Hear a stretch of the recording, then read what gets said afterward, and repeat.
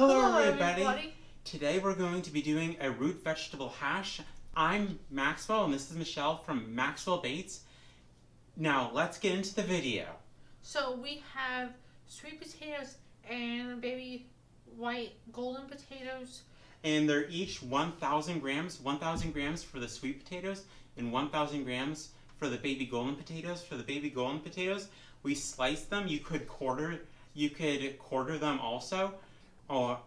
But you want about a good slice. Okay, and that's what we did for the potatoes. Make sure you wash and rinse them. And then for the seasonings, we have a couple different seasonings on the plate.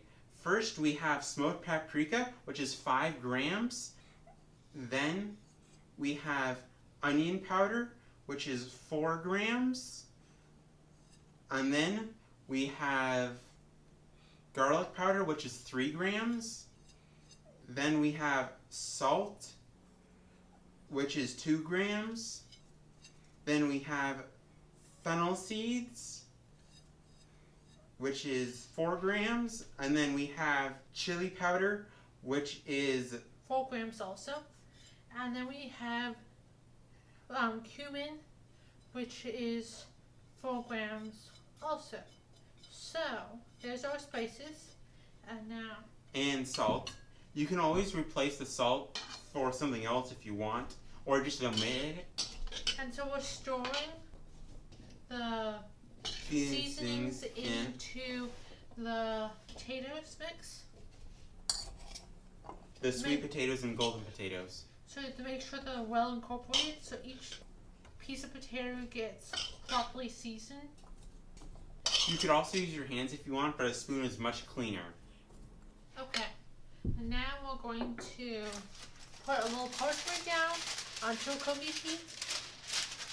And then we're going to pour the sweet potatoes and golden potatoes. Then just take the seasoning and spoon it over the top. Now these are going into the oven for 30 minutes at 375. Make sure you preheat your oven in advance, and then once it's preheated, put it in. So we want to move on to the cauliflower. Seasoning the cauliflower, that is. We already washed the cauliflower and broke them up into little heads, cauliflower heads, about the size you would get, a little larger than in like a crudité platter. If you were to do it, they would be like the size of your mouth if you were to open your mouth. Or cauliflower all the way open. florets. Yeah. Or is another way to be referring to them. And so we're going to just toss this with a little Old Bay seasoning. It's 4 grams. This gives it some spiciness and other than just creamy nuttiness, because when you roast cauliflower it gets a nice creamy nuttiness. And so I'm just tossing them so there can be a little bit of Old Bay seasoning on each piece of cauliflower. It doesn't have to be super thoroughly coated. It's just to add in a little bit more flavor and impart some more color to it also. Okay, so we're taking our next cookie sheet. And this one has a silpat on it. Silpats are very handy. So you don't go through as much parchment paper. And you can also get the temperature much higher. I mean, you don't have to worry about accidentally burning parchment paper, because cauliflower takes a while to cook. So does potatoes. That's one of the reasons why we do cauliflower with potatoes, is because they both take a long time. But cauliflower takes a long time because it has a much higher water content. So this is completed. Now we're going to move on to sprinkling the onions through the root hash. And then we're going to be moving. So we chopped 2 onions. And they're yellow organic onions. It's 250 grams once we chop them. Top tip, after you're done chopping them, put them in, cover them with water, because then the water will absorb most of the gases that irritate your eyes, and then just dump out the water. Then you won't have as much gassy issue with the onions. Okay, now we're moving on to the beet greens. So if you ever wanted to know what you do with your beet green tops when you buy beets, well, we have a great recipe for you. We're just taking the garlic, which is 10 grams, is 1 tablespoon. However, probably see a pattern in this.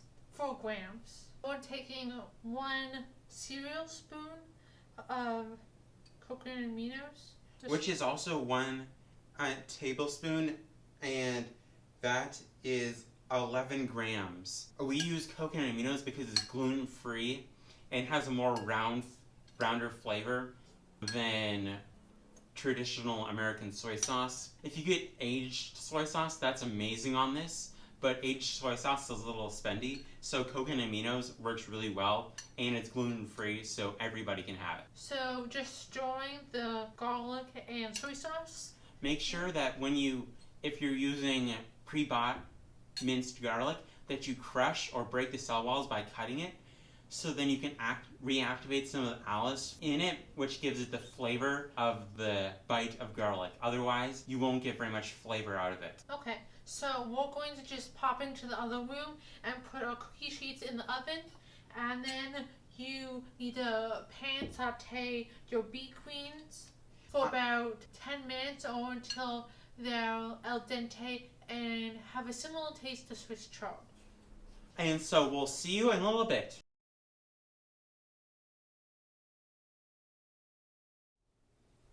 Didn't that look delicious? So savory and crunchy and lots of different textures. I'm Maxwell, and this is Maxwell Bates. And don't forget to like, share, and subscribe. Click the little bell icon so you don't miss any future videos. Leave your comments down below. And I'll see you in the next video.